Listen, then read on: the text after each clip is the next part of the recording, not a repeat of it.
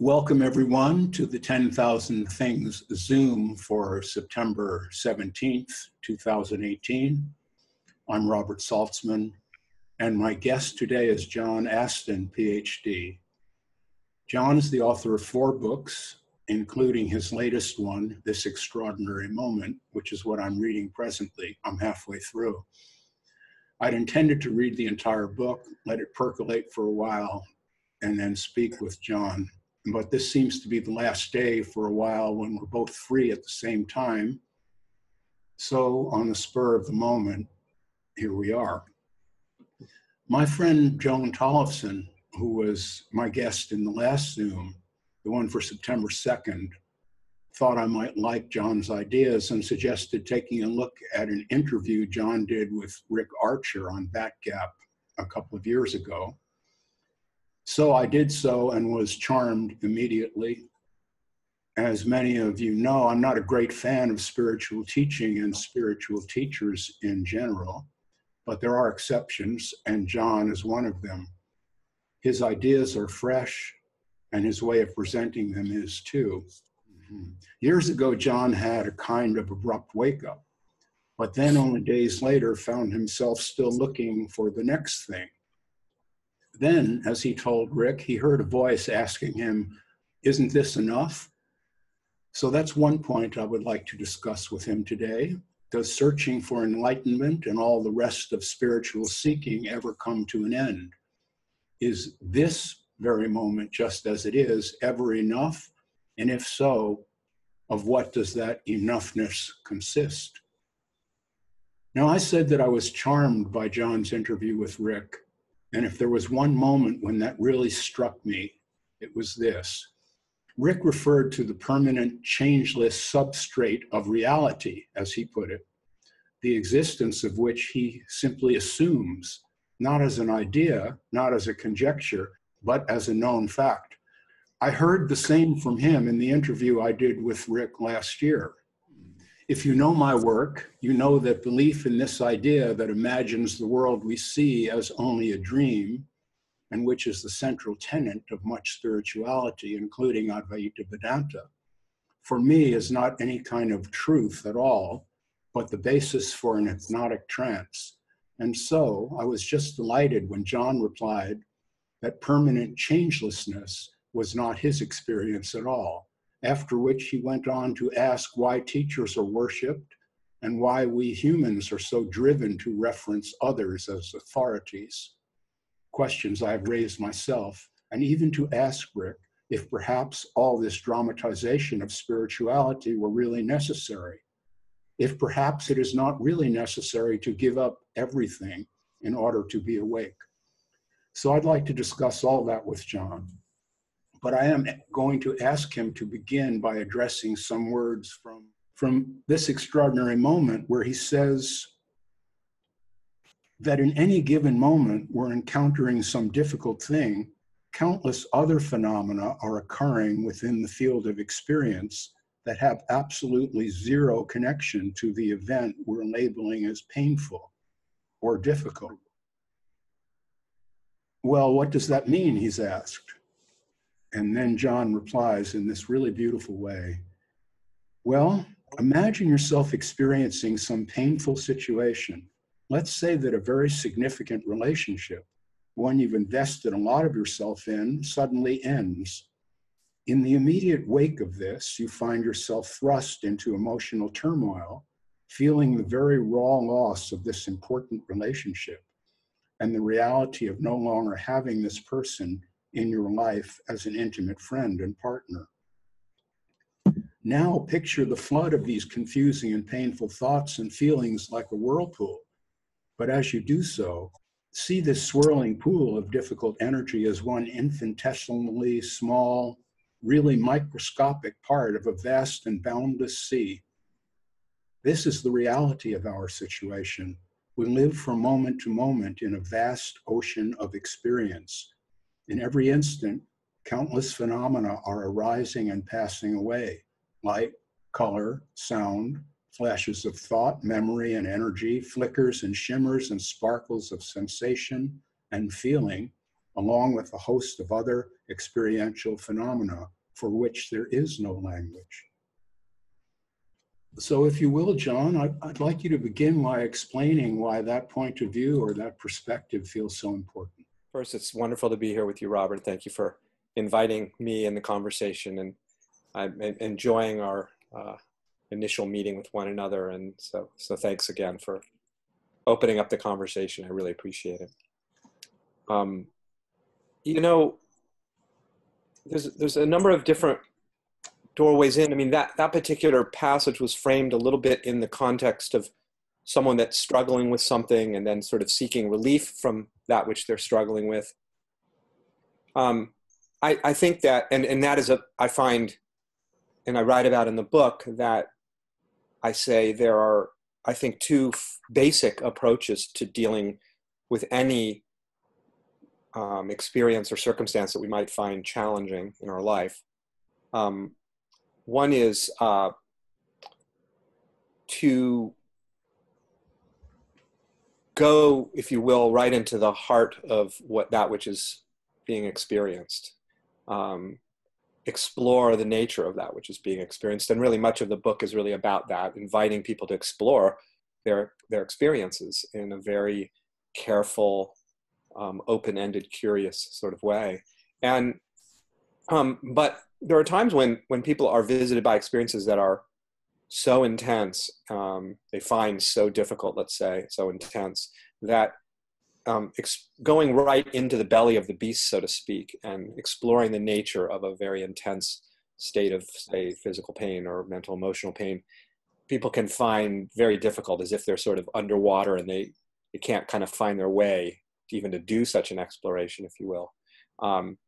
And so I think particularly in those moments, it can be very powerful to just invite people to notice how much more is occurring in the field of their experience other than this particular narrative that's occurring, other than this particular situation, circumstance, state of mind, whatever it might be.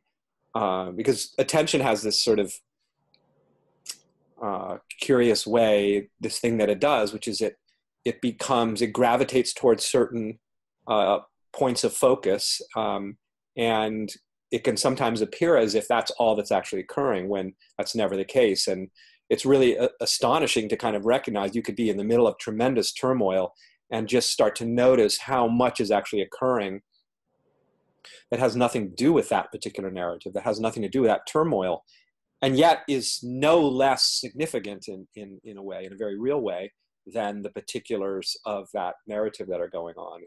And so that's just a very powerful kind of liberating sort of inquiry people can engage in. Well, so if I'm understanding this, what you seem to be saying is that when we focus our attention on some painful event, that blocks out the rest of what's going on. So that it can certainly seem to, but this is a funny thing about attention. I mean, attention is its own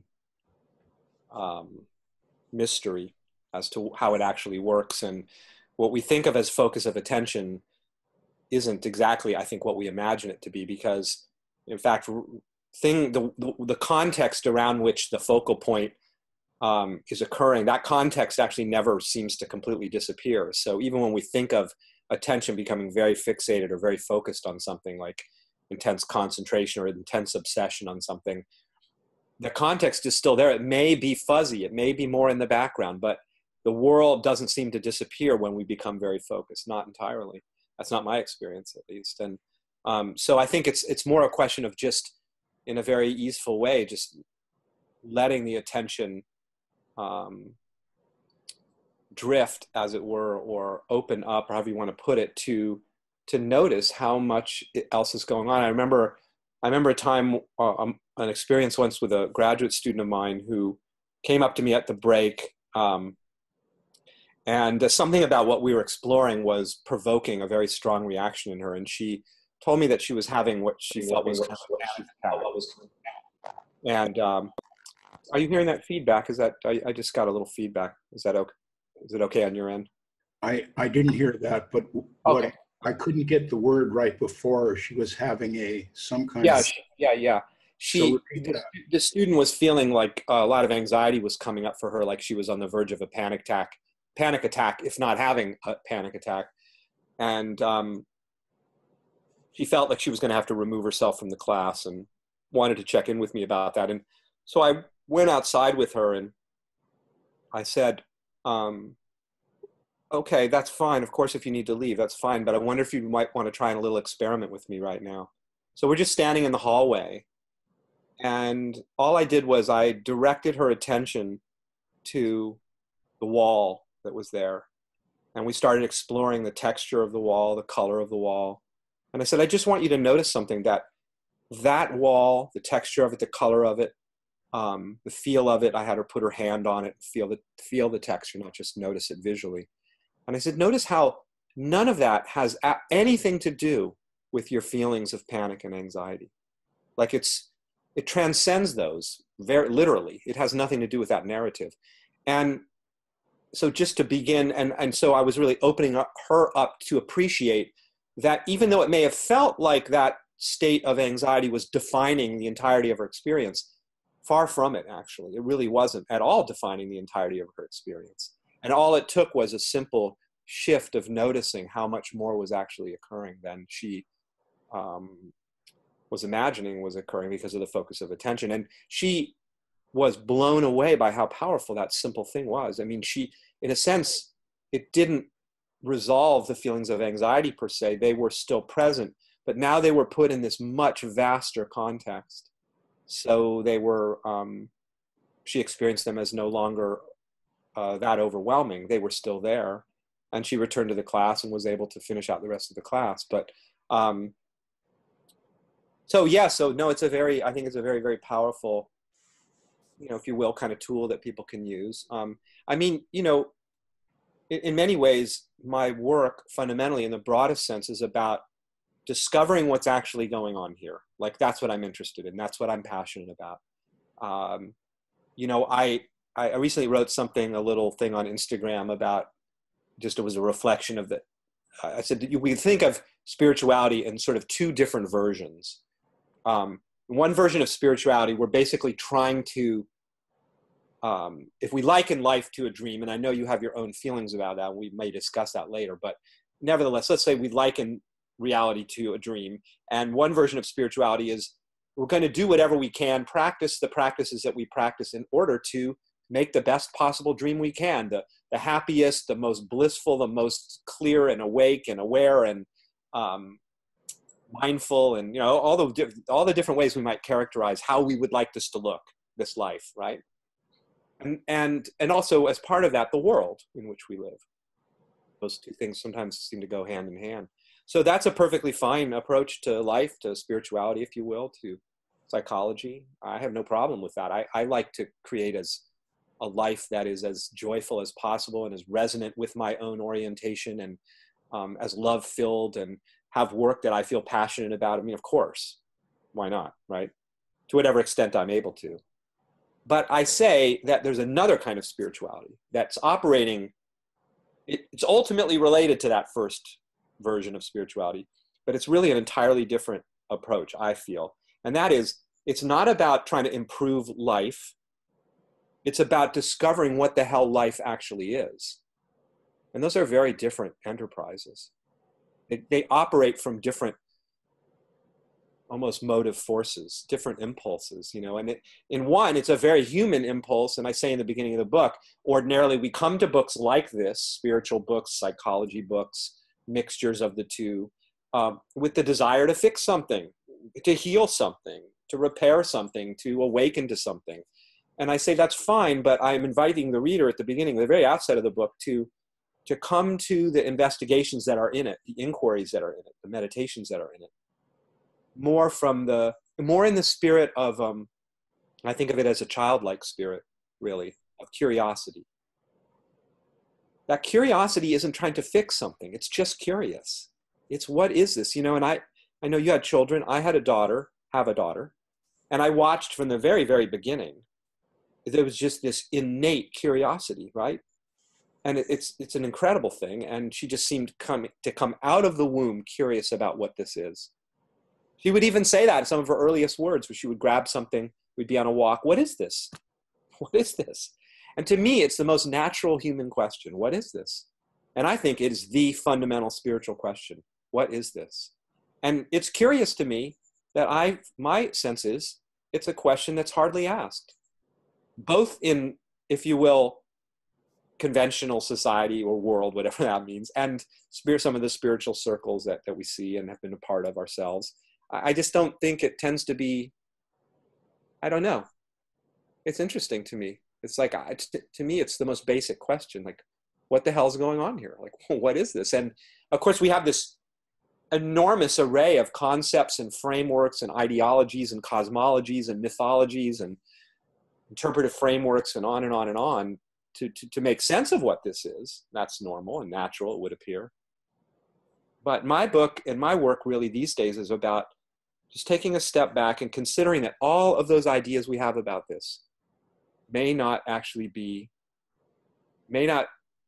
capturing what this actually is. In fact, my own investigation suggests it's not possible to capture what this is in concepts or frameworks because it's too ungraspable, it's too infinite, it's too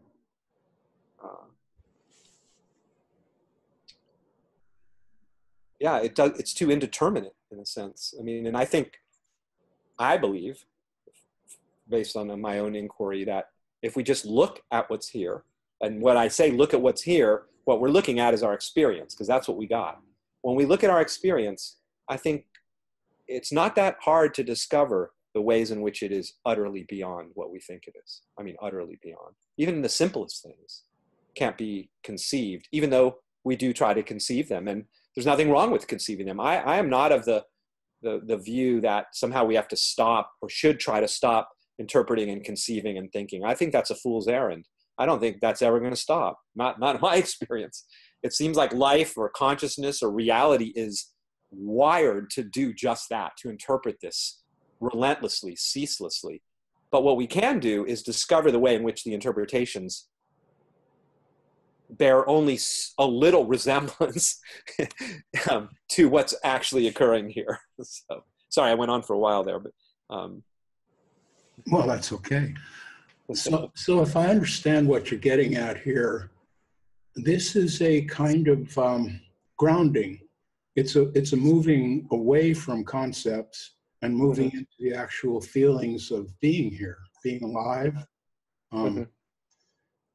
But not with a view towards any ultimate understanding of what this is, which you say is beyond our grasp, beyond our. As far as I can tell, it is. I mean, maybe it is graspable, and I just haven't figured out how to grasp it. But well, that's what I always say too. I may be the village idiot, and no one wants to tell me. I was just saying to somebody the other day, it's like we're trying to get a handle on this, but as far as I can tell, there is no handle to grab hold of. So that's why we can't get a handle on it. So. Right. So that's what Joan says. Nothing to grasp. There's no handle. Can't get a handle on. Oh, she say that too? That's funny. Well, she's the title of her book that I like so much is Nothing to Grasp. Yeah, that's quite something, and it's funny, just to say one thing about a little bit to your point, I struggled a bit, more than a bit, with the publishers around the title of this book. And let me just say one thing about the subtitle, because it makes maybe, I think, an important point. The subtitle says, moving beyond the mind to embrace the miracle of what is. And they came up with that, and I struggled with it, and I'm still not 100% thrilled with it. And partly why that is, and you deal with this when you're working with publishers, which is they have a lot of say in the matter as to what the cover is going to look like. But nevertheless, the idea of moving beyond the mind can sound a lot like, and people will hear it, and spiritual teachings seem to reinforce this, that again, the mind represents a problem, and we have to get beyond it. And we're going to move beyond it, and we're going to kind of leave it behind. And it ends up being like, God, I know this so well. The mind and thought is like the spiritual boogeyman, and we have to, You have to get rid of that thing, you know, somehow.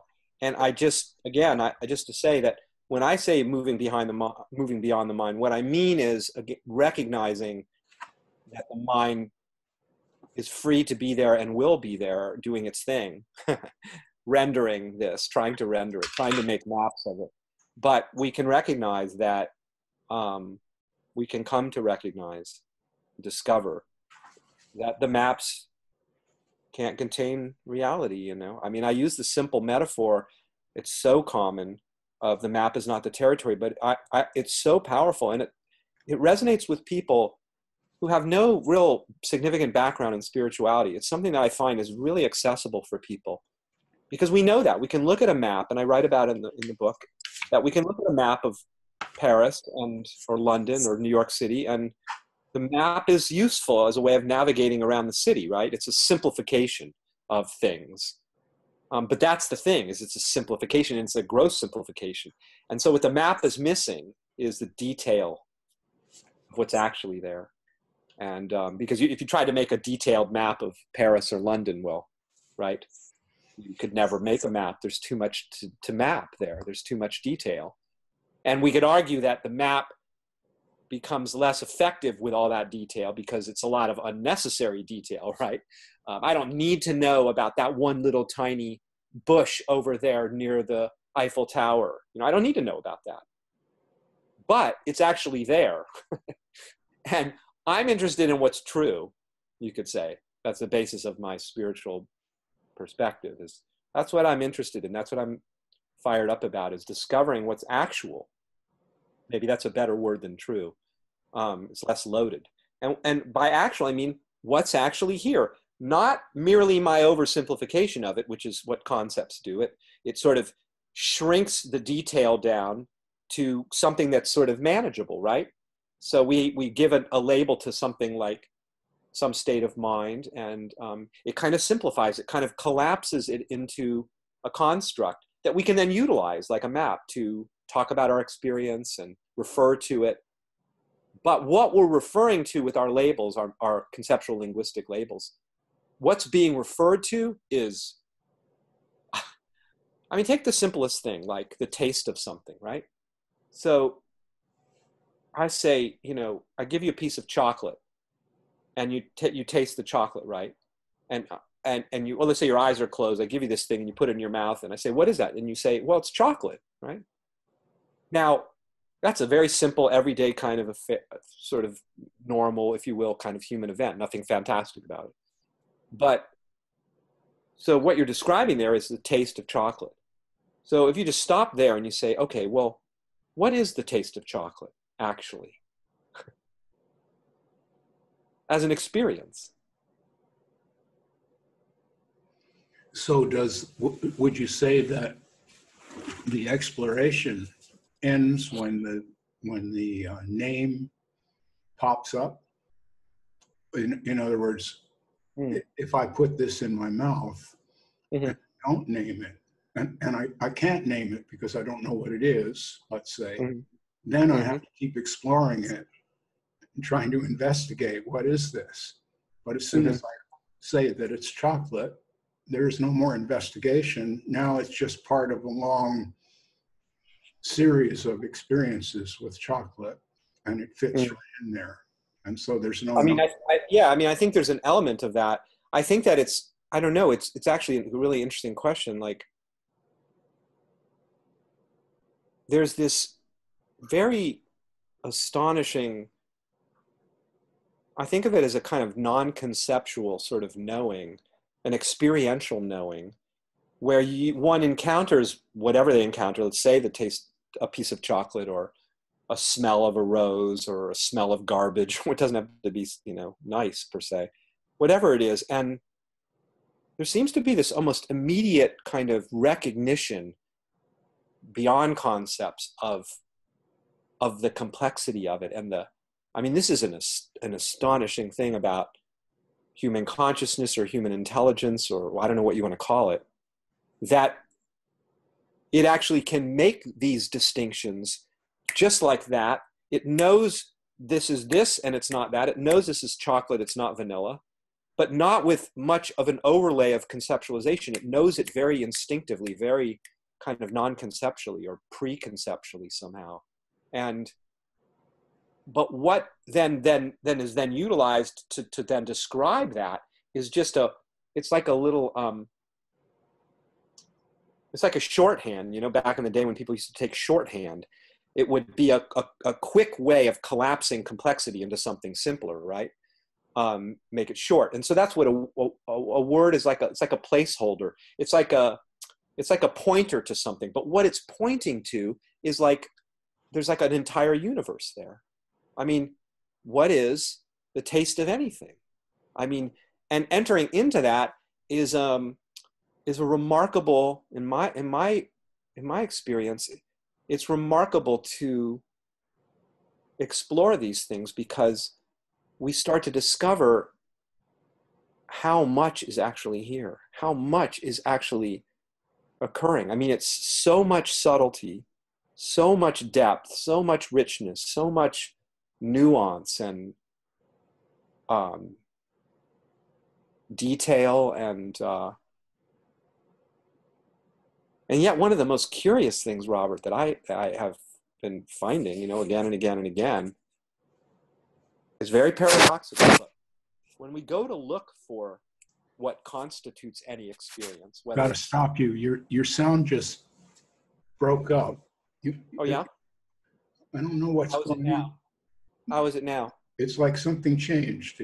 There was some static, and now it's very weak. Maybe something about our signal. Oh, here you go. Here you seem to be back.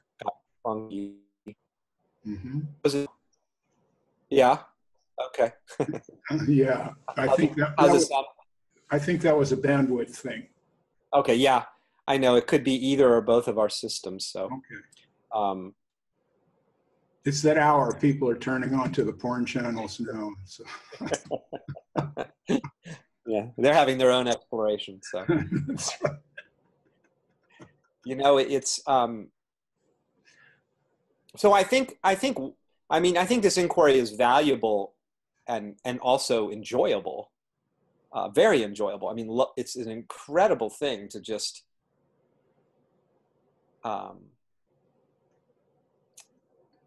and feel what's here. You know, the miracle of what's here, the lusciousness of it, the richness and depth of it is whatever the experience is. It's like there's no end to the depth of it. There's no end to what's here that I can find. It's just unfathomable. And like I say, that's why I use a simple example of what is the taste of chocolate, you know? And what's phenomenal is it's like, you know it, and yet you can't actually characterize what it is. There's too much there. There's too much complexity. There's too much. It's like a multidimensional, it's like a whole universe inside of that experience, I think, literally, inside of any experience. And we can find this out by just looking and seeing what's here.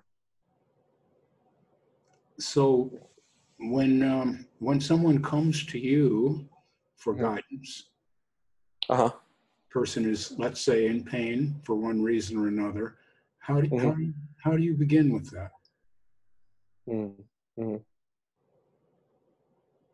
Well, I mean, as I was saying, you know, earlier, you know, there are these different approaches you can take. One being, when pain is quite intense, we can explore other dimensions of the field of experience that aren't defined by that pain, as a way of finding a kind of greater sense of freedom in the midst of that experience. But another approach is to explore what pain is. I mean, we have a word for it. We have a word for that experience. That's painful. When we say it's painful, what is that? You know, it's the old thing, like in linguistics, you have the signifier and the signified, and the signifier is the word, and the signified is what that word refers to, right? So the word computer, I'm looking at a computer screen, the word computer is a signifier that refers to this object, right, being perceived, this apparent object. So the word pain is a signifier that refers to something, okay? So the question is, from my standpoint and from an inquiry standpoint, and this is a powerful inquiry, whether we're in no pain or a lot of pain, whatever our experience is, but it's true as true with pain as well as more benign states of your, or less intense states. What does the particular word that we're using, in this case pain, referring to? Like, what is actually present there? What's concretely, because pain is an abstraction as a concept or as a word. What is not abstract? What's actually present there as experience? And that exploration reveals the same thing that I was explaining a moment ago about the taste of something like chocolate, is that you discover pain is a vast, vast, ungraspable universe of, I don't know what, information, texture, energy. I mean, I'm throwing words at something that can't be collapsed into words, which is the challenging thing of language. I mean, that to me, so people who are dealing with something that's painful emotionally or physically, through an inquiry like this, can start to get a sense that the way they have just innocently, because we just do this as conscious humans, make sense of the experience linguistically, conceptually, isn't telling them the whole story of what's actually going on here, that the experience is much vaster, much more open-ended, much less definable, much less limiting than language and concepts often leads us to believe. And so one can find, and I have explored this myself when I've been visited by intense pain, that it's paradoxical. It's not as if I'm pretending as if the pain isn't there, what I call pain. I'm not pretending that it isn't present as an actual felt experience. I would never want to imply that. But paradoxically, when I explore its nature, what it actually is, the felt sense of it, what's actually present there, I find, I can't tell you what it is. I find open-endedness. I find indefinability. I find mystery. I find boundless indescribability. Again, I'm attempting, whether it's, it's poetry, maybe. These are words to try to capture the wordless, to capture. And that's what I say. Every experience, in a sense, has two fundamental dimensions. We can say we live in two worlds. We live in the worded world, and we live in a world that is wordless. I mean, if we just feel what's here, there's no words for this. Not really. This is beyond words. And everything is that way, as far as I can tell. Everything is beyond words, even if we have words to characterize it to some degree. And that inquiry isn't just philosophy, far from it. It's about reality. It's about what's actually present, and it's liberating because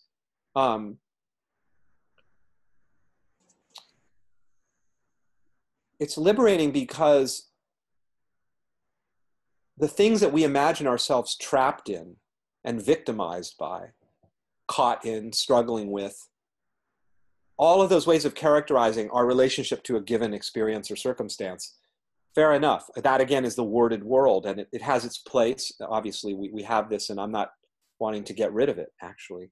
I have no interest in getting rid of words and concepts. I don't think it's possible or necessary. But we can discover this much more open-ended, wordless, non-conceptual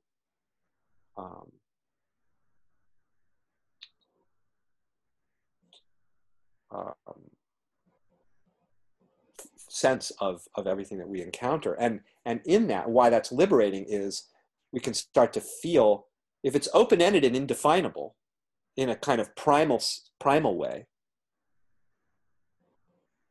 then the notion of being stuck, how can you be stuck in something that has no definition? How can you be caught up in something that can't be determined can't be resolved as being something definite.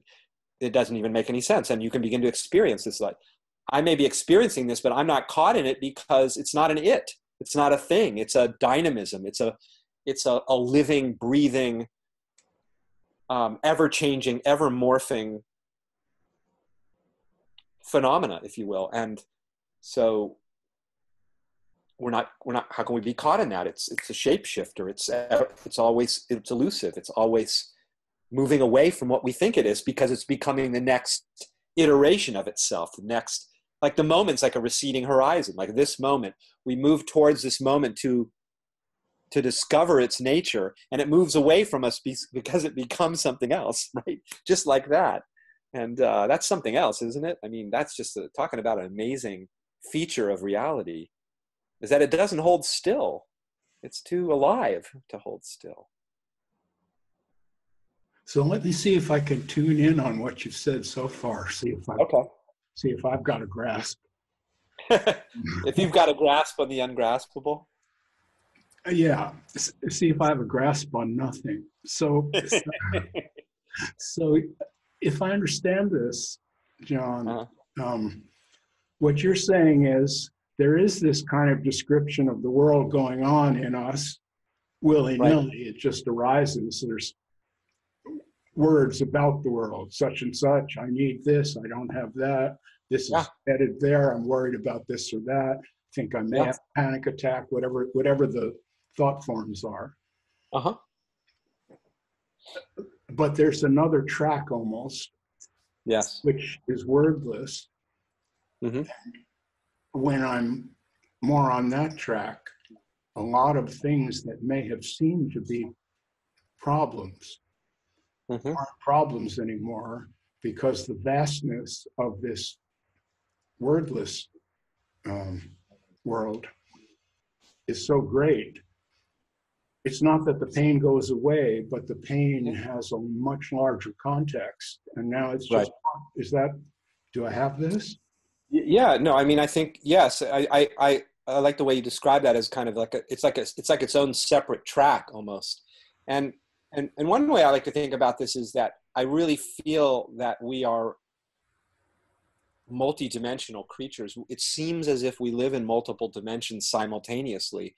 And in a sense, we could describe those two tracks as dimensions of experience, that there is this described world, the narrative of John and Robert having a conversation over Zoom on computers. You know, that's an entire way of characterizing what's going on. And it has its own feel to it and its own dimensionality to it. And it's part of our experience, right? So, and then simultaneously going on is something way, way beyond that, you know, and that's going on. We just may not be noticing that it's going on, this other track, as you said. And yes, discovering our multidimensionality more, making that more explicit. It's implicitly the case. This is already the case that we don't have to create a world beyond description. The world is beyond description. So it's here. We're living it. We're living it and breathing it. I mean, I've been marveling, for example, at how much of our actual day-to-day normal, if you will, human experience is occurring beyond conceptualization, it would appear.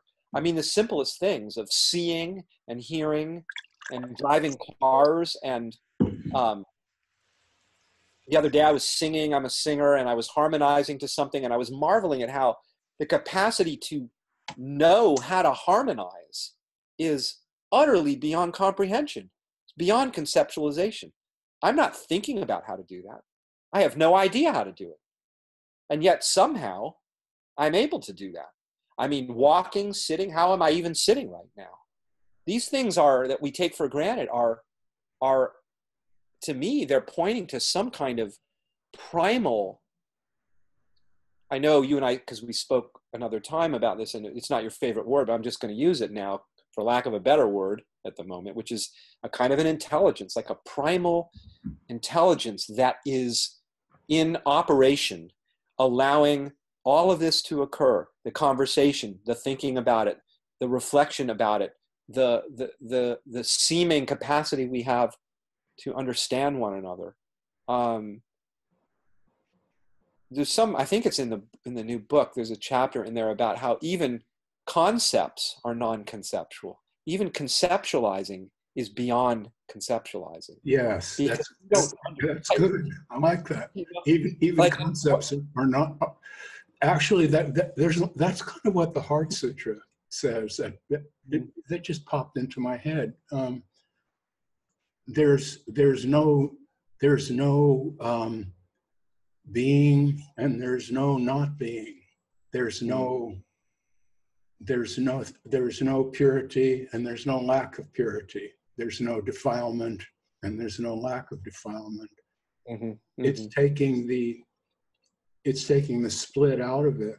It's taking the split out of it, so that in a sense, those two tracks, if you really look at it, I think I've gone into complexity here, but the way I understand what you were saying, so now we've got this thing split, and seemingly there's this verbal track going on, and then there's the wider appreciation of the vastness that's nonverbal because there aren't words for it. Right. So then there's this split, but what you're saying is that it can be recognized that even the part that seems verbal is already so abstracted that it's really part of this world that can't be comprehended verbally. So I could chirp about this. You and I can chirp like two birds on a wire. We can enjoy it. We may even think that we're making some sense, but really all of this is going on, and we have no idea what any of it is. As far as I can tell, that is true. We don't actually, we imagine that we do, and maybe that's if there is an obstacle, and that's an open question, because what we think of as an obstacle, again, is something that in a sense is defined into existence. What is an obstacle? It's a category that maybe doesn't hold up under more careful scrutiny. I think this is true of all of the spiritual boogeyman. Interpretation, identification. When we look at these things, what are they actually? Again, we can look at any aspect of phenomena, any aspect of reality, and I think we will find the same thing. So you said, I think this is true of all spiritual, and then I missed a word there. I wanted to hear that. Yeah, I was saying we can look at we can go anywhere in the field of experience, any portion of the field of our experience, and find the same thing. We will find the same ungraspability. We'll find the same infinite, bottomless indefinability. It doesn't matter where we go. And so, in a sense, it doesn't, from the standpoint of this investigation, it doesn't matter what we're engaged in. It matters that we're noticing with a little care more about its nature, more about its actuality, more about what's actually going on. I mean, let me give you an example that may help to illustrate this. I was thinking about it when you were quoting the sutra, of where it was kind of helping the listener to the sutra understand that these categories, they actually don't hold water. They don't hold up, these distinctions, at least not fundamentally. And here's a fascinating thing, and I write also about this, about categories. So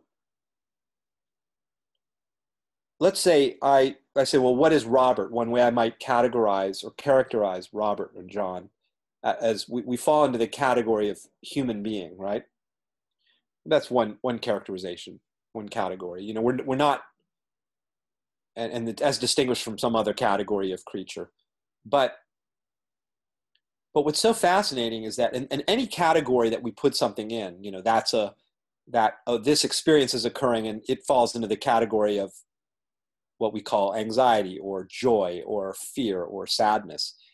These characterizations, if we actually look with some care, we can see that every phenomena is utterly unique.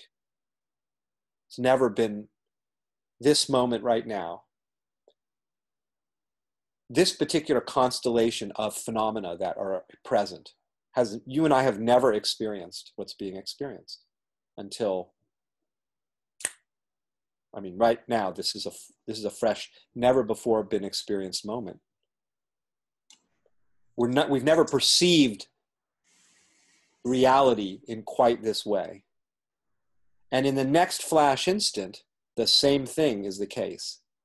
Even if what's shifted is in a subtle way, it could be the tiniest thing, like our eye caught something over here, or we moved our head a little bit this way, or we suddenly have a slightly different sense in the body, I mean, these things are subtle, right? What we're talking about.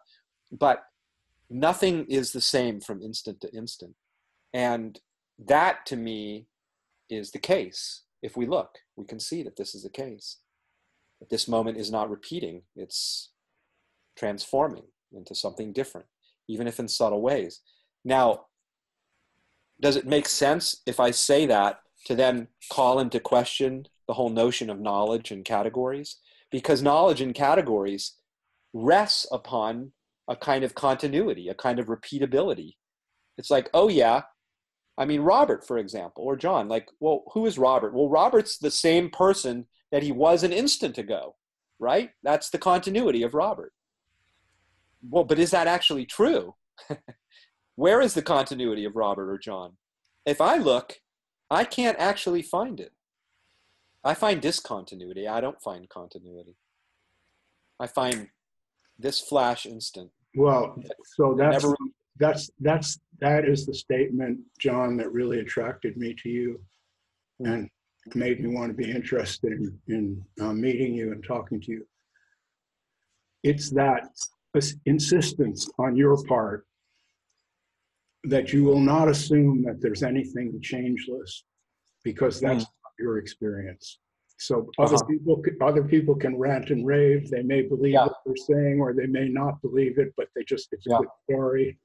It gets you out to dinner. Who cares? But you refuse, as I understand this, correct me if I'm wrong.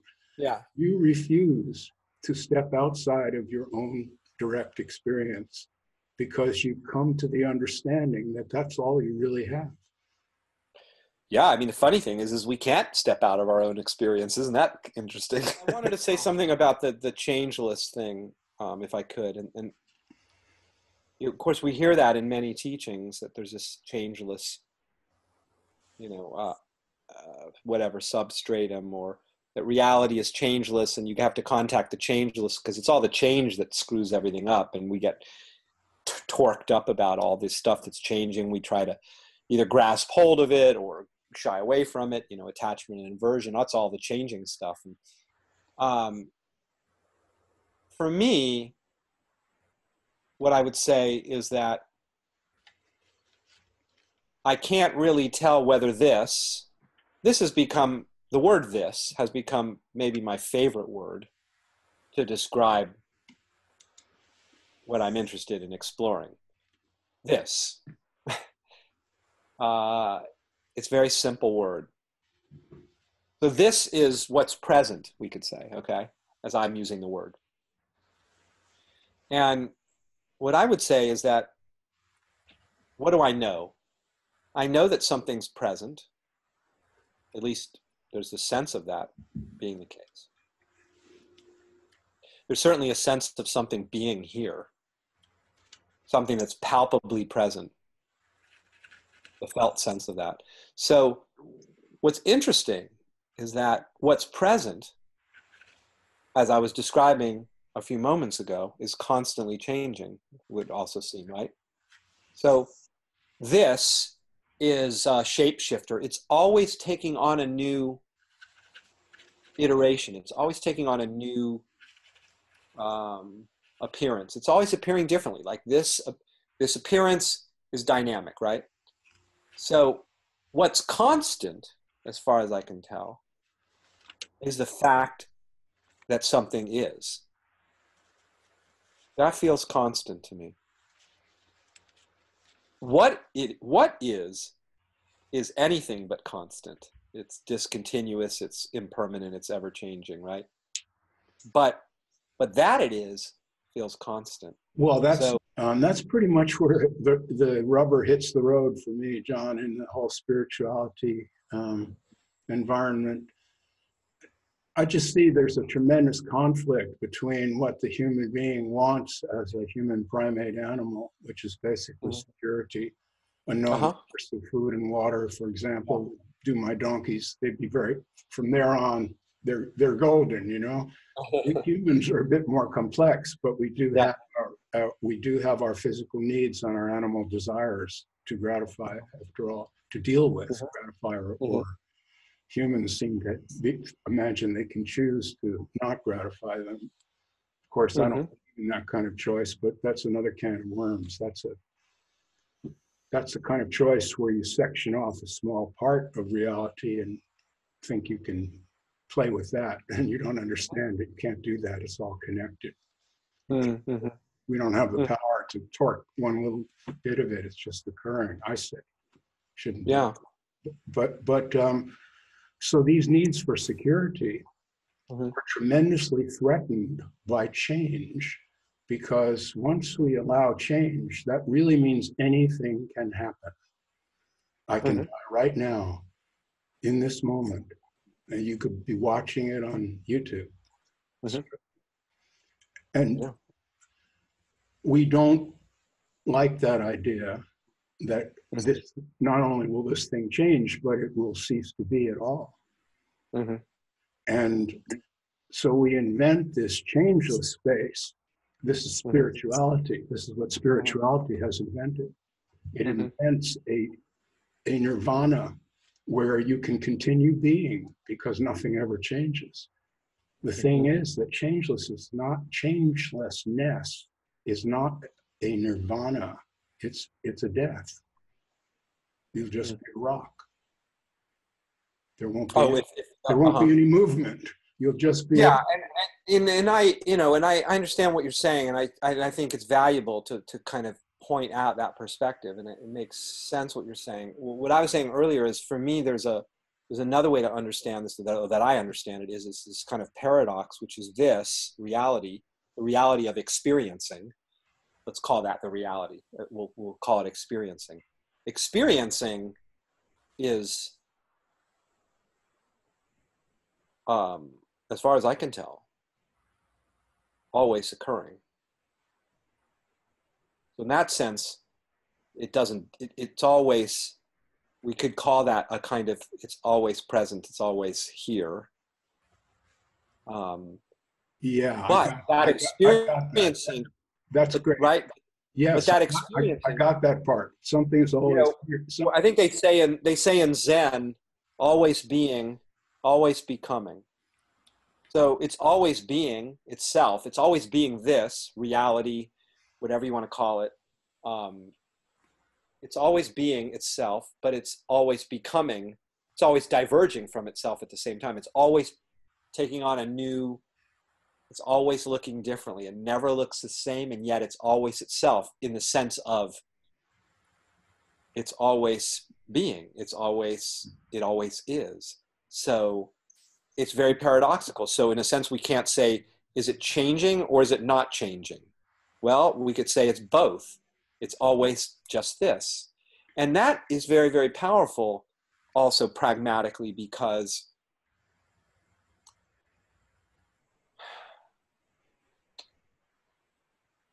well, for one thing, what's most powerful in life is what's actual, as far as I can tell, because it's something that we can count on it, like you were talking about impermanence.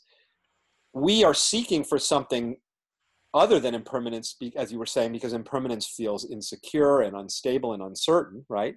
So we're looking for it doesn't feel that way. That it is that way.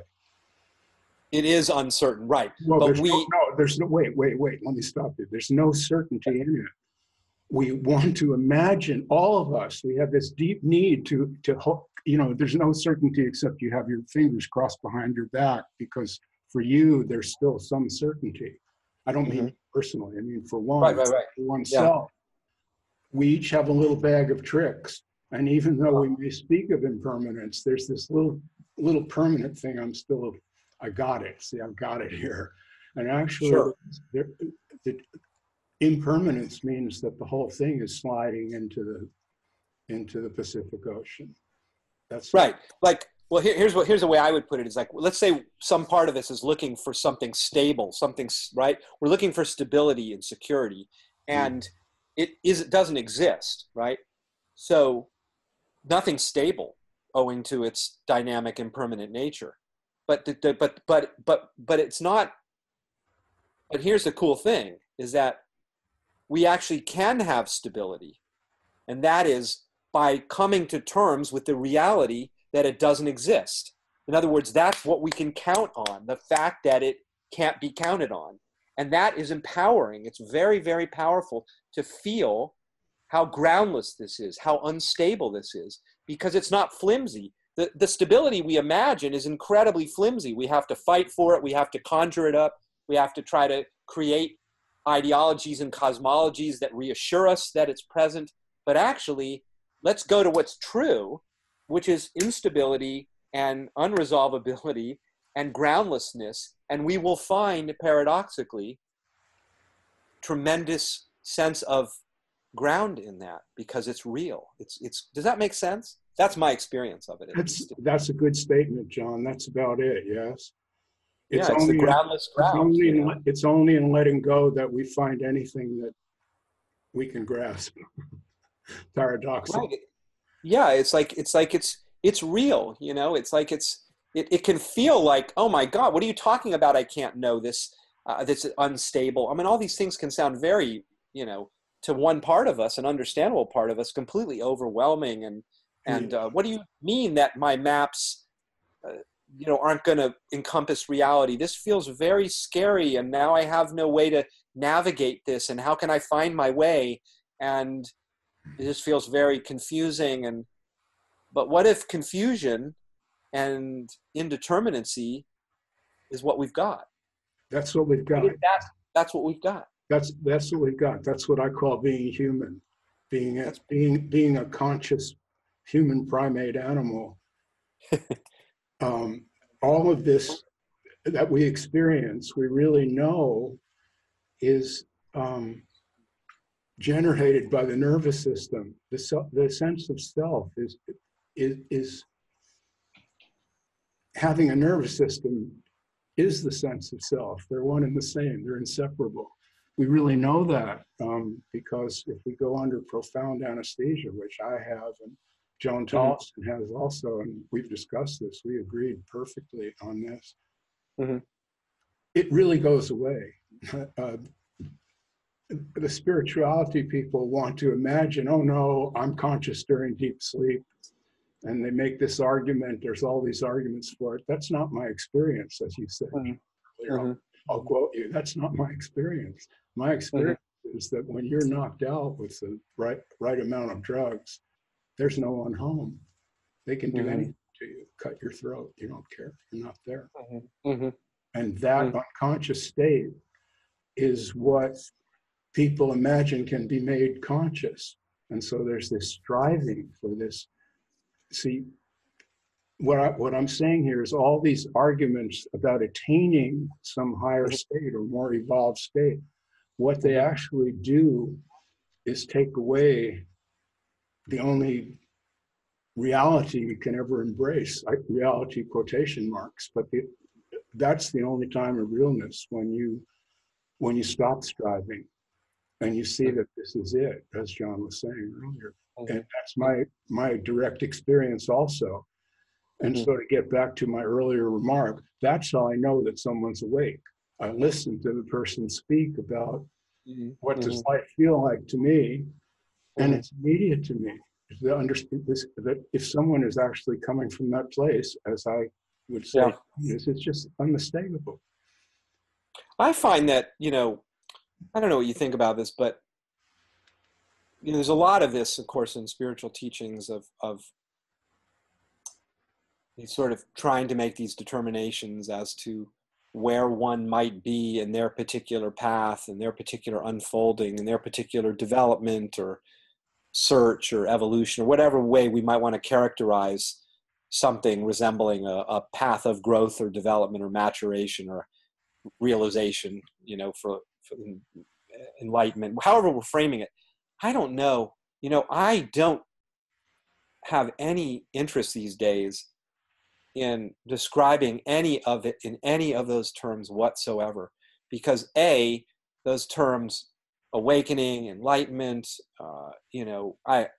they're just fraught with so much confusion and misunderstanding and fantasizing and hypnotic notions of what they are or are not, that to me it's very abstract. It's too philosophical. Like I don't go there. That's it. You know? So that's what your book is really about, isn't it?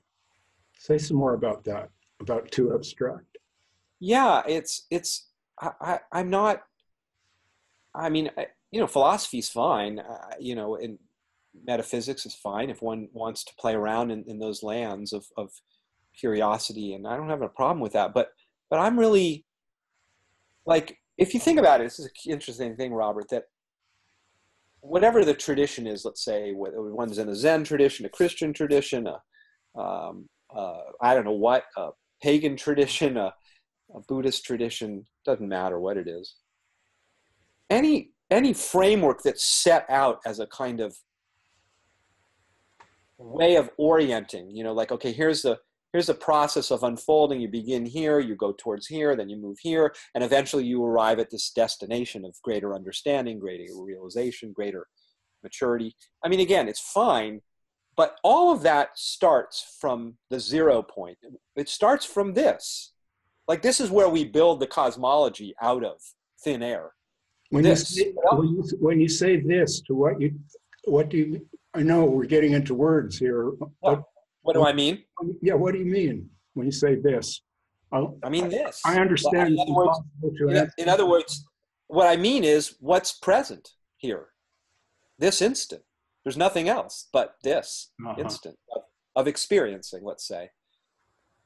So that's what I mean by this. It's this, whatever is here. Well, so if someone comes to you for I don't even want to call it spiritual teaching. They come to you because they would like to understand what you're saying now. Okay. Yeah. I assume that's what happens. Mm-hmm. I mean, you evoke a certain something. I don't want to put a name on it, and people see that and they want that, right? Yeah. I mean, the truth is that I have not put myself out there very much in this kind of way. I mean, in a limited capacity. I've written a lot about it, and I've shared a lot through that mechanism. I've also created a lot of music about it and shared it through that medium. But my sort of active kind of verbal, if you will, teaching, in-person teaching, is I've limited experience in that regard, and I have a feeling that that's probably going to change over the coming bit of time here. I mean, I have an intuition about that because I feel maybe like I actually, compared with other times when I felt moved to share more and teach more but didn't, maybe I'm just at a place now, potentially, I don't know, talk to me tomorrow, where I feel like maybe I've matured enough in my understanding that I actually have something of greater value to share, potentially. But what I was going to say, as I was starting to say, is that about talking about this moment of experiencing, if you pick any religious view or philosophical view about the nature of things and where this is headed, or why it is headed in this way, or what the goal of all of this might be, it all begins from this starting point of where we find ourselves right now. And then we build these very elaborate sort of ideas about things, and then we create terms to describe the different stages along the way. And again, it's fine, but I like to come back to the simplest question. The most basic question is, let's go back to the starting point that all the cosmologies were built upon, which is this moment as it is. That because there's nothing else to investigate ever, other than this flash instant that's here. So let's go there. I mean, here, we don't have to go there. We are there. Let's just go to where we are, which is whatever is occurring right now, and investigate it. And that, to me, that's the most that's the direct, people talk about the direct path. That's the direct path. Let's just go to what's here. I mean, let's not go to ideas about where we might imagine our teacher is at, or where we might fantasize that we might be at someday, because that's just all pure fantasy. I mean, why even bother with that stuff? How could we possibly know? We can only know this moment. Let's look at it. Let's investigate it. That's what lights me up. That's what fires me up. That's what excites me and inspires me, and I'm obsessed with, quite frankly. I think because I'm enthralled by it. I'm captivated by what's here. It's astonishing. It's awe-inspiring. It's miraculous. It's mind-bendingly ungraspable and indefinite, but at the same time rich and luscious, and even when it hurts like hell, it's still rich and luscious, which has been an amazing thing for me to discover over and over and over again, that even the vicissitudes of life, the difficulties of life that we would want to run a million miles away from, wouldn't wish on anyone else, are drenched with so much vitality and beauty, and I have no words for it, you know, and I don't have any words for it. So, but it's an interesting thing to find that even in the moments that we typically conventionally characterize as negative or painful, they are 150% reality through and through and through and through. They are the transcendental reality. We do not need to go somewhere else to find the transcendent. The transcendent is here, as every ordinary so-called moment of human experiencing. This is the transcendent. It's nowhere else but here. So we don't have to go anywhere to find it. Wherever we go, that's what we find. So that's quite something. That's quite. Anyway, I'm waxing away here, but you know, I seem inclined to do so. So there you go. Well, that's why I like to do these Zooms, so that I don't have to do it. You can just let me babble on about this. So, you know, I because want to say something. No, really, everything you said is just so lovely, and I love as an old filmmaker, I really like the visuals that you're in the dark there, so your face was all like greens and purples with these. I was wondering, is like, do I need to go in a lit room because it's now become dark here? Is it okay, or do you want me to? No, it's perfect. It's really okay. Cool. It is what it is, you know. That was. It is what it is, you know. I'm so glad. I'm so glad we're doing this, because, see, I really what I have to share with this world is really simple. I tried the spiritual teacher thing out years ago and didn't like it much and got out of it, and then somehow it seems to have caught up with me again.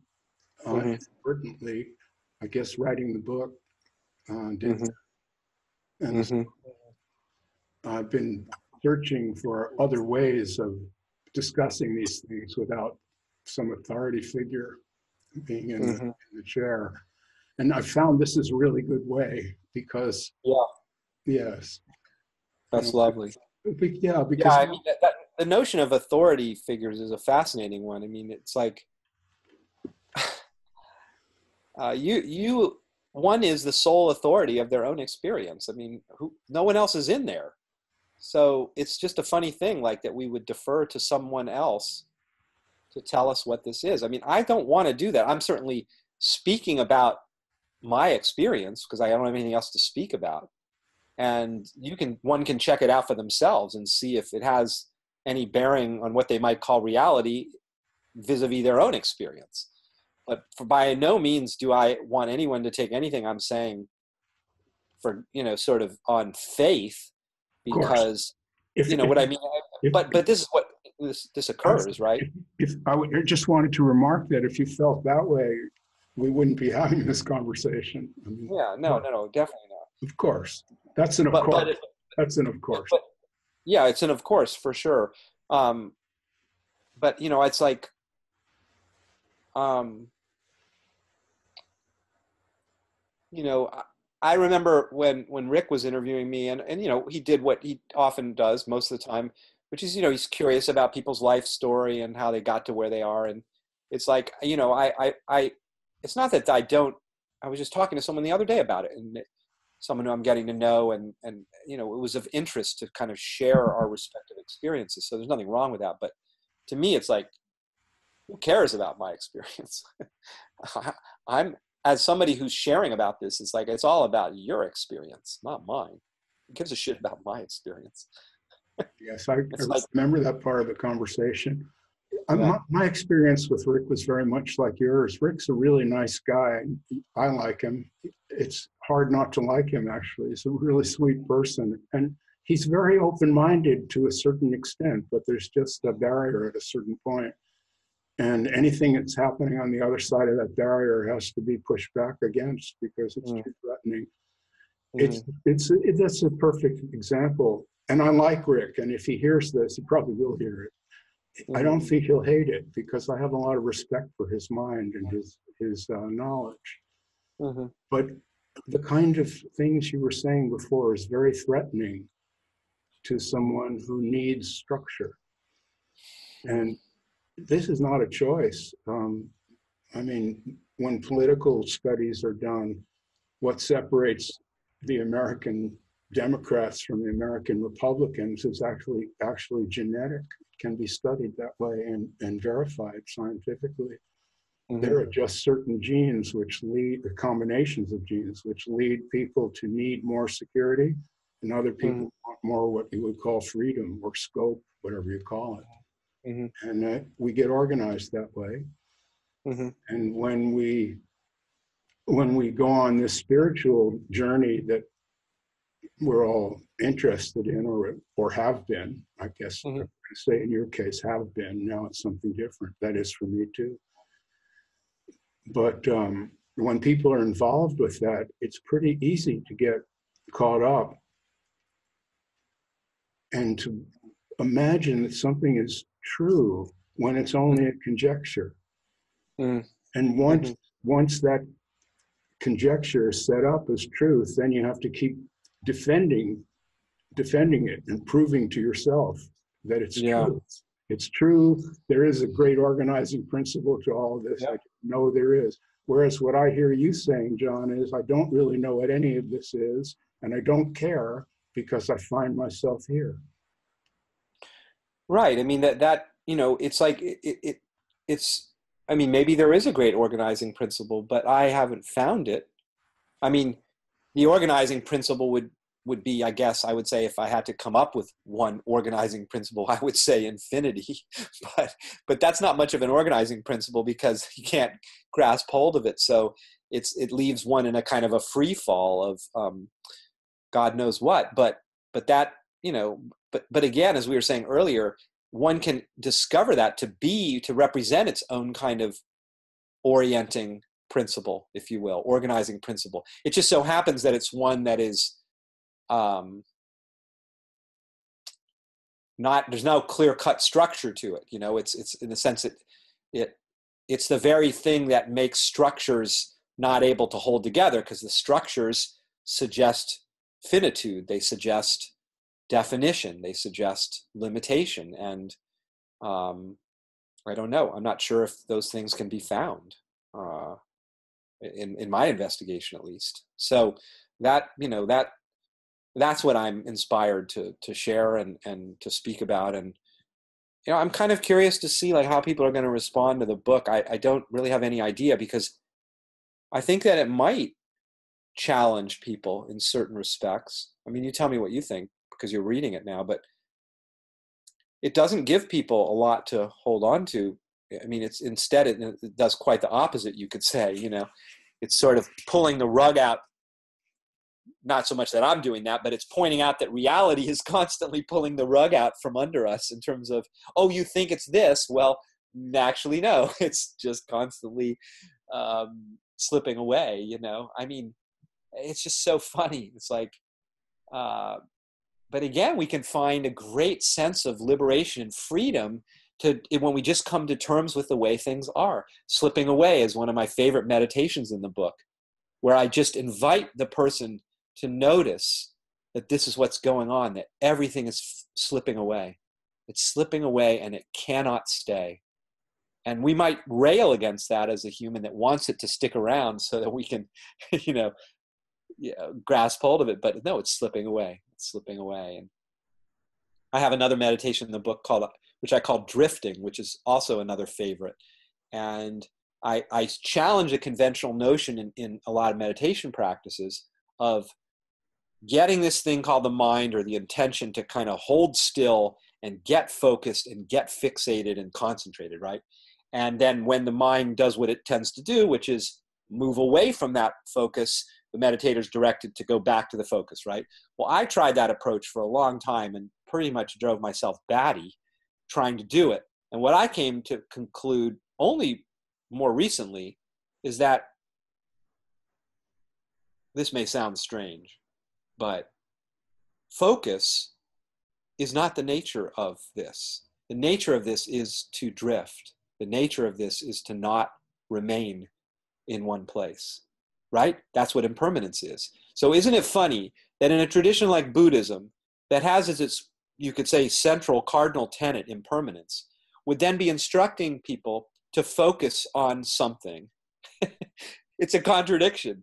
Focus isn't going to stay focused because it's going to drift, because its nature is to move. Its nature is to change, to not stay somewhere. It can't stay somewhere. So again, I just find, and that's why I'd have these meditations. It's like, how about if we get used to the way things are and relax into the reality that we're constantly drifting from one thing to the next. Drifting is the way of things. Why fight City Hall? Why not move with the way life is moving, which is it's drifting.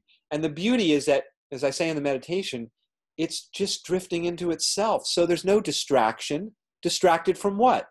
There's only reality. What could you be distracted from? You know what I mean? So you're drifting into yet another version of reality. How beautiful is that? So no need to fight it. No need to try to focus attention. Just let it drift, because it just is drifting into the next beautiful manifestation of reality.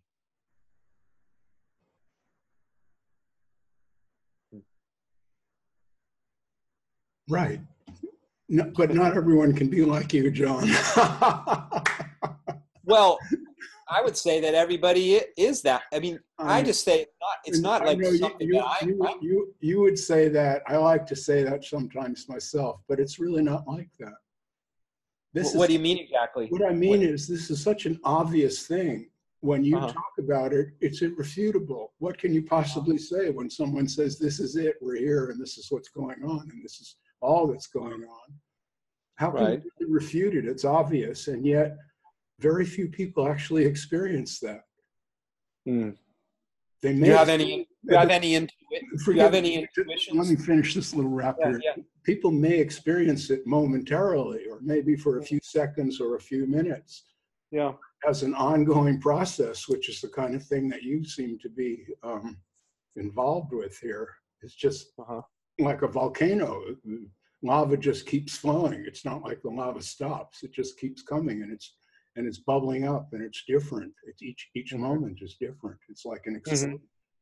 It's like the Big Bang happened 13 and some million years ago, and it's exploding outward, and we are that. It's just, it's as you say, it's just a movement. This is the continuation of it. It's part of it. It's all, it's yes.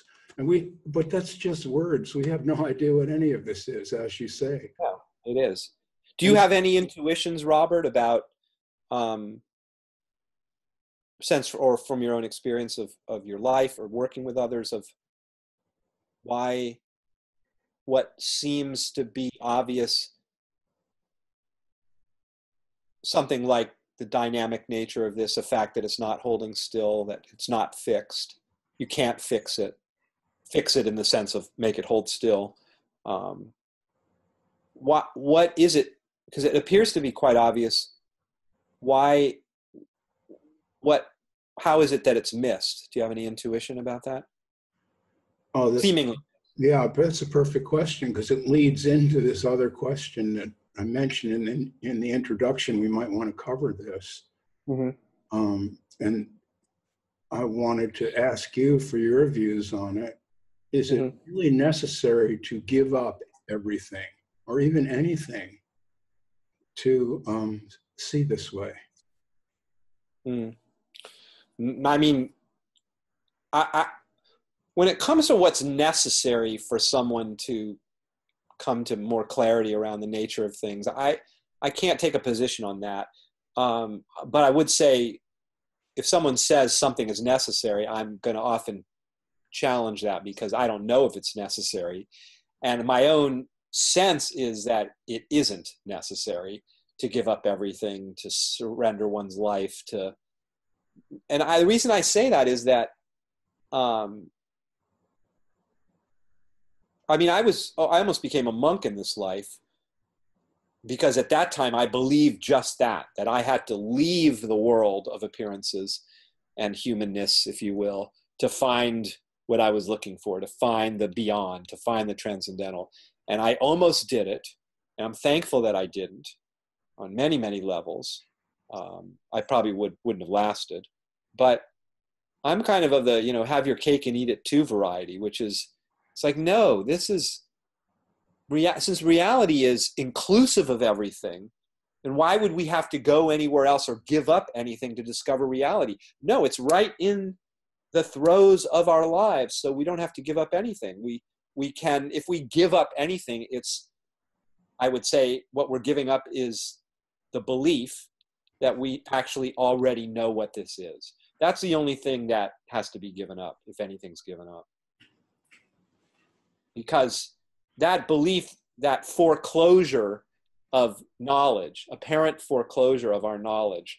Oh yeah, I know what that is. That's a tree, or that's a human being, or that's whatever, however we're characterizing something. It's like, that's the sticky thing about our knowledge, is it gives us the impression that we've got a handle on it because we've got a way of characterizing it, right? This is the power of interpretation. But so we don't have to give that up. As I said earlier, we don't have to do away with it because we can't, I don't believe, but we can give up the notion, or at least open ourselves to the possibility that our knowledge can't encompass this. And then now we're going to get somewhere, because we can start to, it's sort of like, it's basic learning if you think about it for a moment. I'm a college professor, in one of my hats that I wear, and so learning's of course a preoccupation of mine in some respects. But if I'm teaching my students something and they already believe they know how it is, then that's it. There's nothing that's going to go in there, right? So this seems to be the if there's any work involved, it's just letting ourselves relax our knowledge enough, our certainty just enough to open up to this possibility that there's much, much, much, much, much more going on here than we imagine. And that, maybe that is its own courageous step for most of us, because we have sort of banked on our knowledge, because as you were saying earlier, it brings with it the sense, even if imaginary, of having a handle on it, and that gives us a feeling of, okay, I kind of know the score here. I kind of got this figured out. I know the shtick. I've had my philosophies and my religions. Yeah, and I got this, right? I got this. No, you don't. But you and I know, I know, if I know anything, that's just a fantasy. You don't got anything. What you got is the conditions that as they are now, and so far you're still cohering. But the conditions change rapidly, and you have no idea what may be in store. No one does, and that's an amazing fact that is constantly denied, constantly. And I think the work that I've done publicly in the last few years is simply to point that out, and to point out, as you're saying here, that there's no guarantees of anything, and that there's no knowledge, ultimate knowledge. We're here without knowing what any of this is, and that's our present condition. But the thing that's interested me in my own writing, my own conversations with people, I love my video here. I've got green hair, it's perfect. I can't even imagine what I look. Must look like a sci-fi monster or something in the dark, emerging out of the dark. Yeah, the question I've asked myself is, this is so utterly simple. It really is. It's not complicated. It's not always fun, but it's definitely worthwhile, I find, to be this way. When I say this way, I mean to be what you are right now in this moment. That's all you can do. That's all I say you can ever do. You know, don't take my word for it. What else could you possibly be? Well, it's a good question, but you're not the one who ever asked me that. But there are people who actually do, you know, ask me this question. No, all I've been able to do is to try to take away the impediments to it, which you and I agree on all of this stuff, John. I can see that, I can hear that, feel it. We would agree more if we talked more, not less. You know, it's like.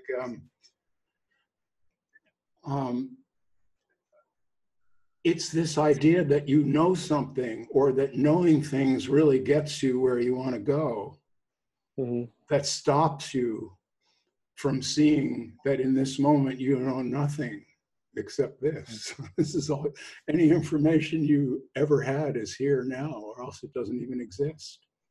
You can't go back to it. Memories are not information.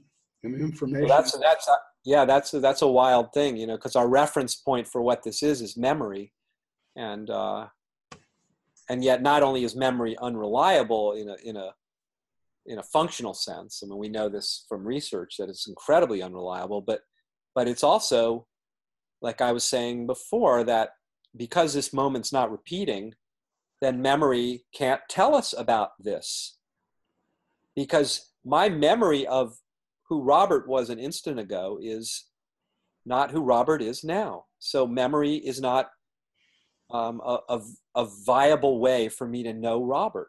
Not really. So let's take this a step further. I took it a step further than this in the 10,000 things. So not only is the Robert that you can have in mind now not the Robert that exists, but even if you had that Robert 1,000% accurate, your impression of that Robert, even if you could just reproduce it, it was wrong at the time. You never had Robert, and you never will. There's no way that one person can ever understand another person. We are vastly distant, and that's another thing that's denied in so-called spirituality. I mean, the feel-good kind of spirituality. What's denied is the absolute aloneness of the human being. Oh, I see what you mean. Yeah.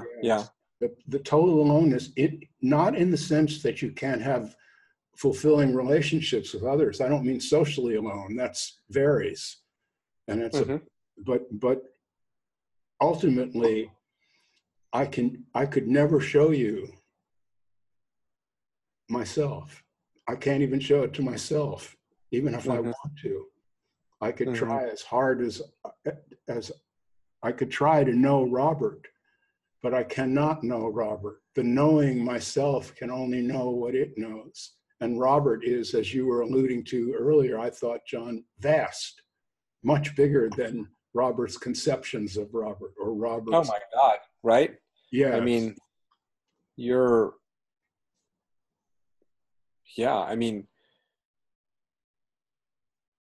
know, in a very real sense, we can say that what we are is what's being experienced, is the field of experience, and because that's what we know. So if we're anything, we're this, we're what's being perceived, all of it. And that, of course, is, talk about vast. And I mean, there's too much information here, right, to ever get to the bottom of what this is, what we are. But that's so, to me, the felt sense of that is very liberating, because we're not one thing, we're many things. Who was it? Whitman, you know, do you remember the beginning of Leaves of Grass? It's, you know, I'm vast, I contain multitudes, something like that. I can't remember the beginning of that, but don't ask me to be consistent. What's the theme? What's that? I say that quote, I can't Yeah. quote it myself, but the theme of that stanza Yeah. was, don't ask me to be consistent. Mm-hmm. Right, I because contain multitudes. I could be I one contain thing one day multitudes. and next day another thing entirely. It's very interesting. I've been having this experience, particularly of late, where I'm getting even more of a visceral sense of how the notion of being a kind of a shape shifter, you know, sort of a concept out of sci-fi, I guess, in some sense, but it very much increasingly feels to be the case that I'm kind of what I am is, if I had to characterize it at all, is something that is constantly, relentlessly moving in and out of different dimensions and identities and perspectives and frames of reference and modes of perceiving. And it's just this very dynamic, very fluid, like one moment I feel incredibly like a solid, you know, sort of separate person in a world of time and space and objects. And the next instant, I'm thrust out of that, recognizing that none of that really holds together, that I can't find time, I can't find space. And yet in the next instant, there's a sense of spatiality. And it just feels like that fluid to me. It feels that dynamic. It feels that, and I think if we just pay attention to our experience, we can just feel, just feel one. If people are listening to this, they can take a moment to just feel into how dynamic the field of experience is. And that's what you are. You're changing instant by instant into something else, into something, I don't know, to me, it's quite beautiful. So I just want to break in here. I think we need to do something about your lighting. I realize okay. I'm an old sci-fi fan. I was kind of tripping on the colors like your face. I'll let me move myself. Let me actually go into the light, and we'll shift. Speaking of morphing, oh, there we go. Yeah, that's we'll bring in some illumination. I'm going into another room, so because the room where I was in has very poor lighting, I it's like a little lamp that wasn't going to cut. I'm really enjoying listening to you, John. That's this is very refreshing. I knew it would be. It's very refreshing. Well, it's fun to speak about. You know, my senses is just like, I don't know why. I find it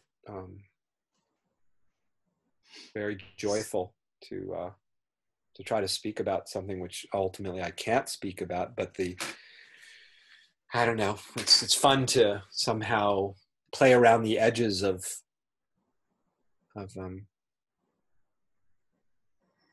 exploring this, you know, and using language as a vehicle for the exploration. I guess, hopefully, more than anything, I say at the end of the book that, you know, nothing I said in the book is true, because I've been spending the whole book saying that you can't say what this is. It's unsayable.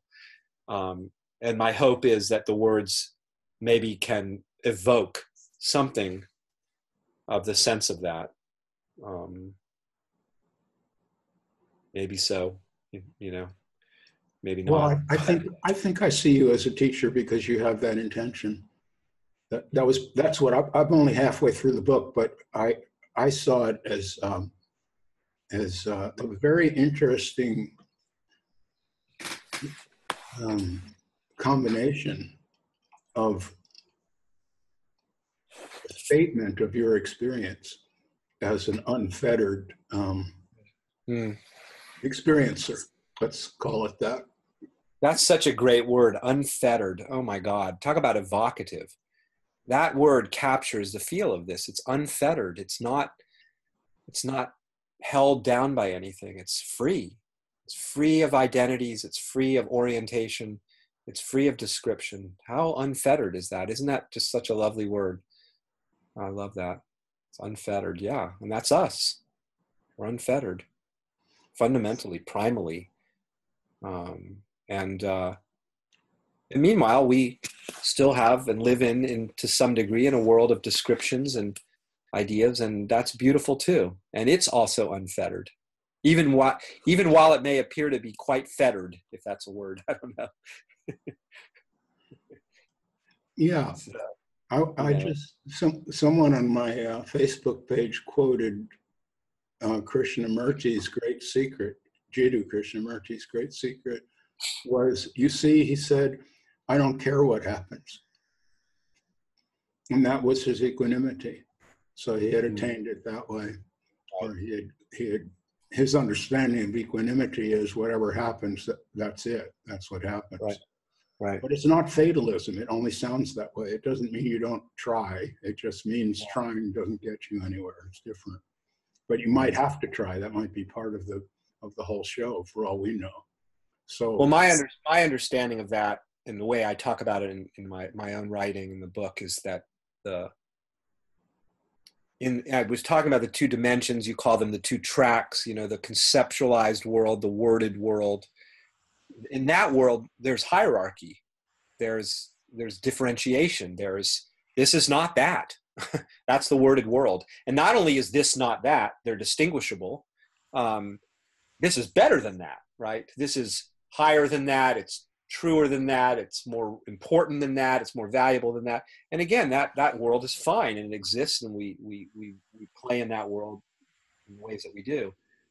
But this wordless world that's beyond conceiving, beyond conceptualization, in that world, there's no hierarchy of experience.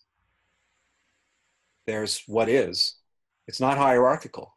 It's equal in the sense of it's equally ungraspable. It's equally transcendental. It's equally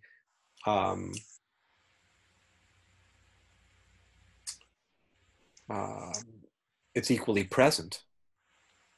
Mm-hmm. And that is a very, very powerful doorway into what could be called equanimity, because we find ourselves at home even in hell, even in the experiences that we would define as definitely not what we want to be happening from a hierarchical standpoint. And that's all fine. You know, it's fine to seek out pleasure and avoid pain. It's fine to seek out beauty and shy away from that which we consider not beautiful, right? And move towards what we value and consider righteous and away from that which we don't, right? I mean, all that's fine. But meanwhile, in this other track that's going, this is, I would say it has a kind of a transcendent beauty to it, that's beyond notions of beauty and ugliness. It's beyond those ways of framing it, you know. It's you know, I went through a period recently, you and I spoke just a little bit about it, that was really a difficult time in my life, and just some personal things I was experiencing, and I would just characterize it without going unnecessarily into the details of it. Was just a sense of loss, and it was quite something to feel both dimensions of that. The very real sense of loss that was not something, the felt sense of it was not something I would wish on anyone. It felt difficult, it felt uncomfortable, it felt wrenching, you know, at times. But this other thing, that other track is ongoing, simultaneous with the wrenching and the heartbreak and the loss and the grief, is this sense of, I don't actually know what this is. Just as I've been saying, we've been speaking about all along, is what I'm calling loss or grief or heartbreak, or however I might characterize this event. When I looked and I investigated it more carefully, more intimately, more texturally, if you will, I just felt the presence of it. I felt that I was in the presence of profundity, the presence of mystery, the presence of a kind of transcendental beauty, even though it was very difficult. It sounds contradictory, right? But I have to say that was my experience. Ooh, I lost your volume, Robert. There you are. Oh, yes, here I am. I was about to say it did not sound contradictory to me at all. That's the ongoing experience. And that is hard to swallow. It's Mhm. easy for you. You find something transcendent in it that you were searching for, and now you have found it in this outlook. I don't want to reduce it by calling it an outlook. It's more than that, but it's Yeah. the way you see. I have Well, that. I would say it's just found in the instant, Robert. That's my own sense. I mean, I could tell a story about I found something historically and that somehow that continues on in some way. I can't stand by that. I can say this is always found now. It's always found in this instant. And if I'm finding that recognition of that transcendental beauty in an instant, then I'm finding it. And if I'm in a moment, it seems as if it's gone, then that's the experience that it's apparently not here, you know? Yeah, exactly. And so Totally. what? That's it. And see, That's it. this is what happens when we try to really put this experience into words. We fail, because as soon as we name it, it's like taking a fish out of water. Now it's flopping around on the dock. Right, right. Don't let the fish swim. Right, get in the flow. Keep moving. Yeah, but still, I don't necessarily want to imply either that in this moment of going through this process of fairly recently, that I would necessarily say it was easy to at the same time touch this ungraspable, mysterious profundity that it was. I mean, in some sense, it's easy to access because that's always there. It's always the case, for that is its nature to be that way. So we don't have to invent it. It's the nature of things any more than we have to invent being sentient. We are sentient. We don't have to invent it. So, but I would say if I had to look back on my life of all of this stuff and try to characterize it in any way, any kind of unfolding, I was recently telling a friend this, I would say it's this, that there was historically a kind of a discovery, an epiphany, that this is all, I know you don't put stuff in theological terms, but I will for a moment. And I would say that it is all God. It is all the divine, ungraspable mystery of existence. And that all means all, that everything, nothing's excluded from the reach of that, because it's reality, it's a singularity. It's nothing ever escapes the reach of that. It's so total and all-inclusive. However, my own life subsequent to that experience of some number of years ago has been its own sort of gradual wearing away of the idea that can reemerge in all sorts of circumstances and experiences that questions that. It goes, well, but what about this? Like, I don't like how this feels. This doesn't look like liberation. This doesn't look like God. This doesn't look like what I hear all the spiritual teachings talk about. And then it's like, no, take a look again, and you will discover, one I think can discover over and over and over again, as many times as it may be necessary, that no, this too, this is also it. Even the difficult shit, even the stuff, the confusion, what we would call confusion, the unrest, no, that's included too, because that's what's happening. That's what's appearing if and when it appears, right? As you were saying, that becomes reality in that instant. And it's, so that's amazing, to feel over and over again how inclusive this is, that it's not partialized in any way. Does that make sense? Yeah, it makes great sense. I think perhaps we should end this particular meeting on that note, because that pretty much says that's it. I like it. That's a good place to end. Yeah, and after the radical inclusivity of this is something to behold. That nothing's left very out. Beautiful, and because of everything you've said earlier, I have no need to even dispute the theology with you, so I won't. That's just a word I don't use personally, but I don't actually object when other people use it in the way that you use it. I think it's confusing, because you were saying earlier, I guess I am going to say something here. I will. You were saying earlier that, well, I won't go back into that conversation. The fact is that when we just pronounce the word God, I find as a psychologist that it arouses all kinds of infantile feelings in our minds, because we heard all of that beginning in the cradle, and special days were made around it, and all kinds of pressures and emotional events occurred and all of this. And so I avoid it myself. But I think you can get away with it, John. No.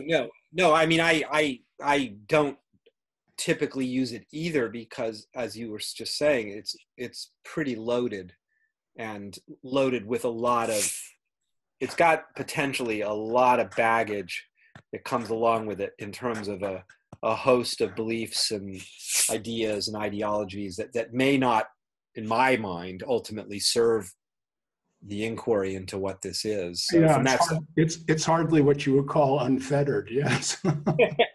It's got a lot of shit tied onto it. Maybe the naked idea is really very beautiful, but it's got all. Well, yeah, it itself is. We could call it. That's what God is the unfettered nature of this. That's right. So, as long, I know that's the way you're really using it. All that is, all and everything. Exactly. All and everything. All and everything. Yeah, he called it his endlessness. All and everything. Who was that? Who was that? George Gurdjieff. His endlessness is what he called that. Nice. All and everything. Beautiful. Okay, John. Well, it's lovely to chat with you, Robert, and thank you again for inviting the conversation. And I hope it's something that will maybe be of some benefit to people who listen in some way, or evoke something of value for them. I certainly hope so. Well, at least it's good entertainment. Well, I hope so. Yeah. That's maybe that's even more important. John, you're such a beautiful cat. I've enjoyed this time with you, and you're really a good musician too. I'm going to put your website in the description here so that people can be exposed to your world a little more. It's really a pleasure to meet you and to have this conversation. Likewise, Robert. Thank you again, and look forward to being in touch down the road. Of course, we'll talk again. Be well, John. Good. All right. Good night.